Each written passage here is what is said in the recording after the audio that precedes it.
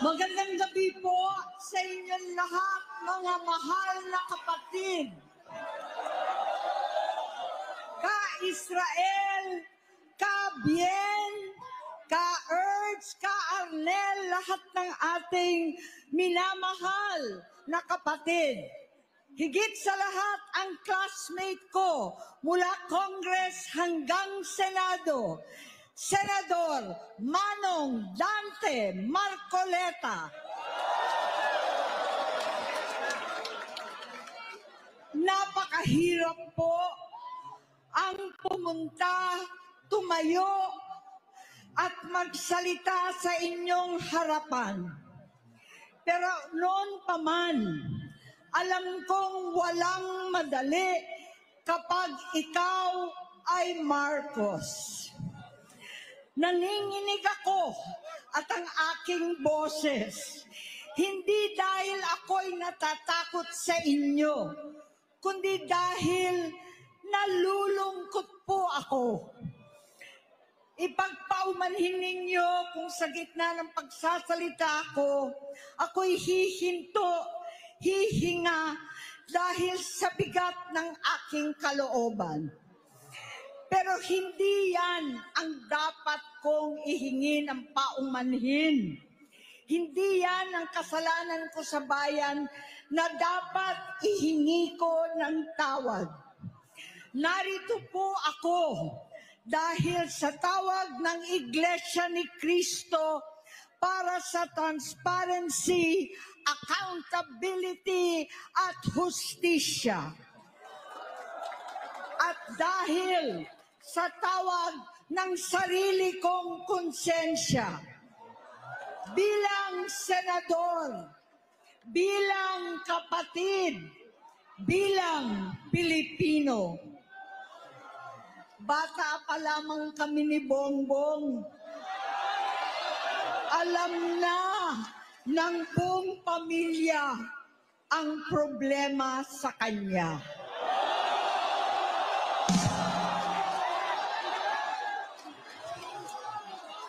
Sa totoo lang, mababasa naman ng lahat ang mga testimonya ng aking ama patungkol sa kanyang ugali at gawain. Noon, dahil may tatay pa kami, hindi ko pa siya responsibilidad. Noong tumatanda, ay mas naging nakakabahala. Batid ko na nagda-drug siya.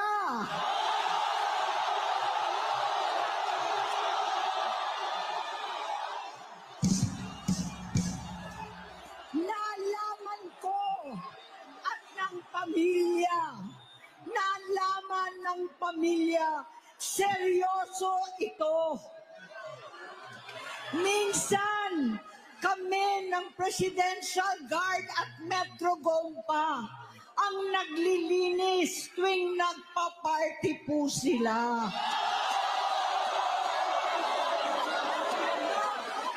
Namuhay kaming magkakapatid sa ibang bansa. Kami-kami lang. Kinumbinsi ko pa si Bongbong, pakasalan mo na si Lisa. Naisip ko noon, kapag nag-asawa siya, malalagay na sa tahimik at magkakaroon ng direksyon. Ang laki ng pagkakamali ko. Mas lumala ang kanyang pagkalulong sa droga.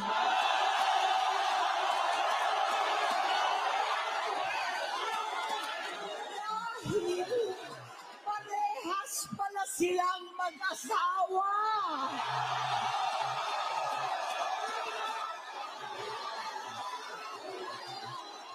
Naging gobernador siya ng Ilocos.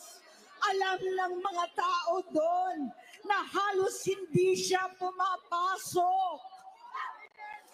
Tuwing kukumprontahin ko siya, ay nagsasabi siyang magbabago na siya, aalisin na niya ang bisyo.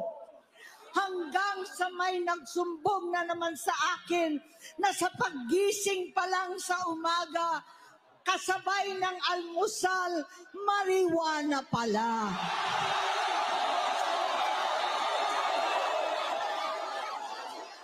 Maghapon sila. Lahat sila nagiinuman at gumagamit ng cocaine. Kasama ng asawa at barkada. Tulad ng ama ko, kinastigo ko ang mga barkada niya. Ang nasirang si Bong Dasa, si Edvi Cruz, Inigo, Tony Boy, Sap Anton, alam po ninyo yan. Paano nagre-resign na sa takot ang mga pulis nila at staff dahil sa lumalalang bisyo. Inayos ko sila dahil gusto niyang ituwid ang buhay niya. Gusto niyang mag-vice-presidente. Hindi siya pinalad at lalong nagkaroon ng oras para sa bisyo. Simula noon, naging malabo sa amin ang lahat. Kaysa mag-away, bigla na lamang lumayo ang loob namin sa isa't isa. Noong 2016, kasabay ng kampanya ni dating Pangulong Duterte laban sa droga, lumabas ang pangalan ni Bongbong sa listahan. Nakasama siya sa listahan ng mga celebrities, mga artista, Maricel Soriano at iba pa. Masinsinan kong kinausap si Pangulong Rodi. Halos manikluhod ako. Sinabi kong ayon sa kapulisan, dapat usigin ang mga pusher at saka na lamang sagipin ang mga user. Naligtas si Bongbong. Labis ang takot ko at pag-aalala. Kinausap ko siya at nagsabi siyang talagang siya ay nagbabago na. Muli at lagi, hindi ako nawalan ng pag-asa. Ako'y naniwala ulit. Mula noon na natatanggap ko na lang na balita tungkol sa kapatid ko ay regular na pagpapadoktor. Kaya kumalma naman ako. Inisip ko, totoo dahil naopera na ang tuhod niya sa gout. Siguro, totoo na ito. Hanggang nito, nalaman ko na tuloy ang paggamit niya sa mga party na garapalan naghahain ng droga. Pinagmamalaki pa ng mag-asawang kayang-kaya nila ang microdosing ng cocaine. Hati-hatiin daw para 4 na beses sa isang araw. Hindi mabibisto. Ang pampapadoktor, pinalabas nila ang pag-stem cell. Nagpapalit daw ng dugo, nagpapa-blood transfusion. Kayang-kaya raw, hindi ko maintindihan ang pinagsasabi. Noong 2021, kahit papano, nagkikita kami at nagkakausap. Sumamba siya sa aking talagang hinintunan niya. Naniwala ako kasi sabi niya gusto niyang tumakbo. Ang sabi ko, tutulong ako sa abot ng aking makakaya. Ipinakilala ko si Bongbong kay Inday. Naging magkatandem sila. Pagkatapos noon ay biglang hindi na niya ako ulit kilala. Kahit si Inday, nagtataka. Bigla ako na itsapwera. Kahit ganon, nangampanya pa ako para sa kanya, kahit si Inday na lang ang aking nakakausap. Hindi ko alam bakit ako nakaban sa headquarters nila sa Mandaluyong. Hindi ko alam bakit walang nagre-report sa akin tungkol sa kampanya. Sa totoo lang, masakit mang aminin, nung dinidisqualify na siya, halos papaboran ko na sana dahil may nagsumbong sa akin mula sa kanyang campaign team na gumagamit na naman siya. Nung sinabihan ko, siya at mga taong nasa paligid niya, nagkaisa silang tuluyan akong alisin sa kampanya na ako naman ang bumuo. Sinabi nilang gusto ko na siya ay ma-disqualify para ako ang pumalit. Hindi totoo yun. Iniisip ko ang kalagayan ng aking kapatid at paano siya magsisilbi kung ganyan ang kalagayan niya. Pero pinaparating sa akin na hindi siya lulong at minsan na lamang tuwing nagpa-party. Hindi ko maipaliwanag bakit gusto kong maniwala at hindi mawalan ng pag-asa. Noong nanalo siya, naging pinakamalayo na kami sa isa't isa. Maliban sa opisyal na tagpuan at kapag pumupunta yung nanay namin, hindi ako sumama sa loob ng 3 taon dyan sa Malacanang. Dahil lantara na doon ang inuman, ang paggamit nila ng cocaine at mga bawal na gamot. Hindi ba ninyo nakikita, naririnig, kakaiba na siya magsalita. Hindi na maintindihan kung ano-ano na ang sinasabi at wala na sa sarili. Nagtatago sa kabaitan niya ang pang-aabuso niya sa droga.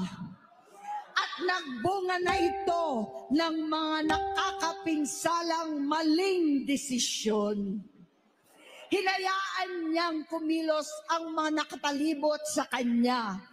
Yung mga umaastang presidente habang nilululong siya ng mga ito.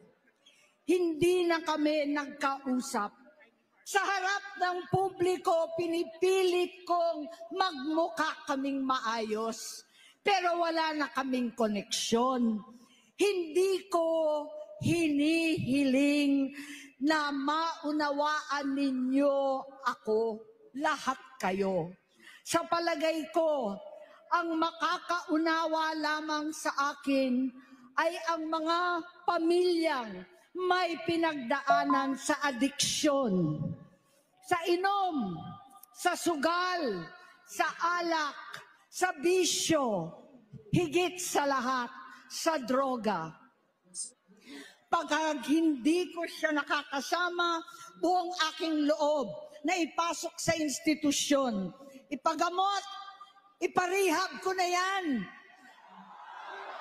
Pero tuwing maghaharap kami noon, hindi kaya ng aking kalooban na gawin yon. Tuwing magsasabi siya sa akin na magbabago na siya, hindi ko siya kayang tiisin. Hindi ko kayang ipagkait sa kanyang pagkakataon at pagbabakasakali, umaasa ako at laging nananalangin na sana, oo nga, nagbago na siya. Hanggang dumating ang 2024 at 2025, yung bisyo niya na ang dahilan ng pagbaha ng korupsyon, kawalang direksyon, at maling-maling mga desisyon. Walang accountability, wala nang hustisya. Hindi na niya alam ang nangyayari. Hindi na pinapaalam sa kanya ang mga pangyayari. Sinamantala ng mga ito ang paggamit niya ng droga. Kinangkam na nila ang kaban ng bayan habang ang mga dating tumatawag sa amin ng magnanakaw ay nakakita ng pagkakataon sirain ang lahat. Nagagamit na nila si Bongbong para sirain si Inday. Itinutulak pa nila si Bongbong at ang bayan sa bangin para umastang tagapagligtas. Mula sa pagtraidor at pagpapahamak kay VP Inday, sa confidential funds na kung tutuusin ang galing naman sa opisina ng Pangulo, hanggang sa pagpadukot sa dating Pangulong Duterte para itapon na lamang sa ibang bansa. Ang kabaitan ni Bongbong ay naging kalupitan. Garapalan ng pagtatakip sa kanya ng mga nasa Congress, sa Senado, mga miyembro ng kabinete. Kitang-kita na ng taong bayan, wala nang puwang ang kahihiyan. Para bang nauulit ang bangungot ng kasaysayan dinamas namin noon. 68 years old po ang tatay ko nung pinatalsik sa pwesto. 68 years old na rin si Bongbong ngayon. November 17 din, noong 2021, nung nakumbinsi ko si Inday na magbise kay Bongbong. November 18 po, bukas, ang ikatlong araw natin. 9 na taon na nakakaraan, saktong November 18 pa talaga, na pinalibing ni Pangulong Duterte ang tatay ko sa libingan ng mga bayani. Halo-halo na ang aking nararamdaman, pero alam kong ito ang dulo at hangganan ng aking pagtitiis at pananahimik. Hindi na tayo mananahimik. Dahil nalaman kong pati ang mga anak niya ay nagdodroga na. Kinasusuklaman ko pa ang pag-alok ng mag-inang si Sandro ng droga ang aking mga anak at iba pang mga kamag-anak. Yan ang hindi ko na mapapalampas. Sa loob ng halos 4 na dekada, wala akong ibang pinangarap kundi maipakita sa sambayanan na hindi kami masamang tao. Hindi masama ang pamilya Marcos. Gusto kong ibangon ang dangal ng aking ama. Sa pamamagitan na nagpagtatrabaho para sa bayan, sinikap kong maging mabuting gobernador, kinatawan, senador. Hindi ako halos nagpapahinga para makapag-iwan sana ng legasiya na kapag sinabing Marcos, nabawi na namin ang tingin sa nakaraan. Ngunit sa kagustuhan kong maging responsableng anak, matupad ang pangako ko sa aking ama, nabigo akong maging mabuting kapatid. Naging mahina ako kay Bongbong. Sa kapulisan at sundalo, sa lahat ng mga leader at tagapagpatupad ng batas, siya ang Pangulo natin ngayon. Sinabi ko kung anong kalagayan niya ngayon.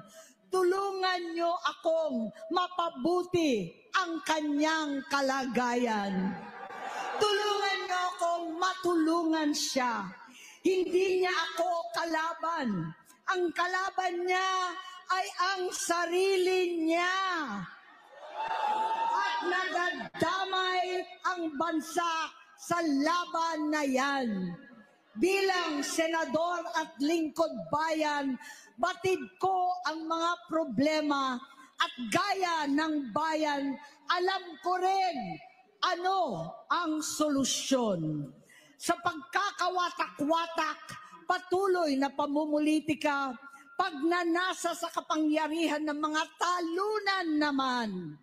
kaguluhan sa Mindanao, alanganing gyera sa China at Estados Unidos, kawalang pananagutan sa flood control scam, garapalan takipan, panggigipit sa hindi kaalyado, pagkakanulo sa kapwa Pilipino, pagdakip sa dating Pangulong matanda't may sakit upang ihagis lamang sa bansang dayuhan, pagsadsad ng piso, paglaganap ng gutom, paghihingalo ng ekonomiya, at pagsasawalang bahala sa taong bayan. Ang delubyo at kalamidad na nagdudulot ng parusa, ang korupsyon na nauwi sa kawalan ng tiwala at hustisya sa Pilipinas, sa kanyang pamahalaan, lahat ng yan ay masusolusyonan kung ikaw, aking kapatid, magsaayos ng iyong sariling kalusugan. Kapag humupa ang ingay sa politika, kapag umuwi na kami sa aming pamilya, hindi bilang senador, kundi bilang ate, bilang si Manang Amy ni Bonget, kaya itong sasabihin sa harap ng taong bayan, sa harap ninyong lahat at sa harap ni Bongbong. Bonget, magtatatlong taon na tayong hindi nagkakausap. 3 taon ko nang sinusubukan muli na ako'y pakinggan. Siguro ngayon ay makakariting ng buo ang gusto kong sabihin. Walang mababawasan, hindi madadagdagan. Bongbong, nag-aalala sa iyo si Manang. Tuwing nakikita kita sa TV, gusto kitang puntahan. Napakalaki ng pinagbago mo. Itsura, pagsasalita, takbo ng pag-isip. Minsan, napapatanong ako sa sarili ko, ikaw pa ba yan? Si Bongbong ba talaga yung nakikita ko? Pero ako, ading ko, ako pa rin ito. Ako pa rin ang ate mo na tumayong ama't ina sa inyo sa ibang bansa. Ang kasama no sa sumubok na sanggain lahat ng sakit para sa iyo. Ang kapatid mo na hindi mo kailangan hingan ng tawad dahil agad ka nang iniintindi at tatanggapin dahil mahal kita. Nasa Bagong Tipan, kay Lucas, Kapitulo 17, versikulo 3 hanggang 4. Kung magkasala ang iyong kapatid, sawayin mo siya. At kung siya'y magsisi, patawarin mo siya.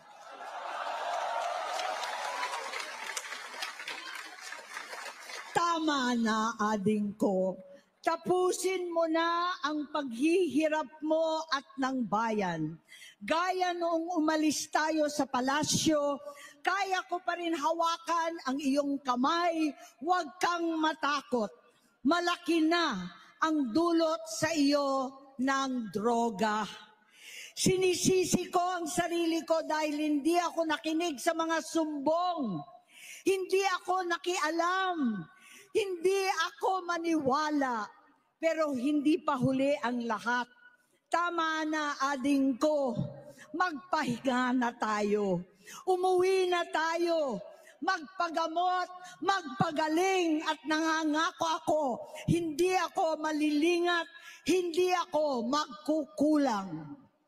Lahat ng kasama mo ngayon, hindi natin kasama sa pinakamadilim na bahagi ng buhay natin. Kasama mo sila ngayon dahil nasa taas ka pa. Ako at ang ating mga tunay na kapatid dito sa Luneta ang kasama mo. kahit magdilim ulit ang lahat. Talikuran mo ang iniisip at ibinubulong nilang ambisyon. Unahin na natin ang kalusugan mo dahil sa adiksyon na bigyan mo ng malubhang karamdaman ang buong bansang Pilipino. Matatanda na tayo, sakitan na si Mami, alagaan na lang natin ang isa't isa. Kaliwat kanan man ang panghuhusga sa akin, malinaw sa aking puso na dapat mauna ang Diyos, ang bayan, pamilya at sarili. Hanggang sa mga oras na ito, Bonget, gusto kong malaman mo na hindi kita sinusukuan. Hindi ko kakayanin kung mapapahamak ka. Kaya hinihingi ko na tayo'y umuwi na, mamahinga alang sa iyong kalusugan. Kaya kung mabigo at mawala sa iyo ang posisyon, pero hindi ko kayang mawala ka sa amin. Ayusin mo ang sarili mo. Magpagamot, alisin ang droga sa iyong sistema. Wala akong ibang gusto, kundi gumaling ka, malampasan natin ito muli. Dahil wala akong ibang hinahangad bilang ate, kundi maging masaya ka, maging ligtas sa panganib, malusog, matagumpay sa buhay. Itama ang mali, labanan ang adiksyon, at ako hindi kailanman aalis sa iyong tabi. Susuporta at hindi titigil manalangin kasama ninyo dito sa Luneta at sa buong mundo. Dahil iyon naman ang tungkulin at ibig sabihin ng salitang kapatid. Kapatid, mabuhay kayong magkakapatid. Maraming salamat po, Senator Amy Marcos.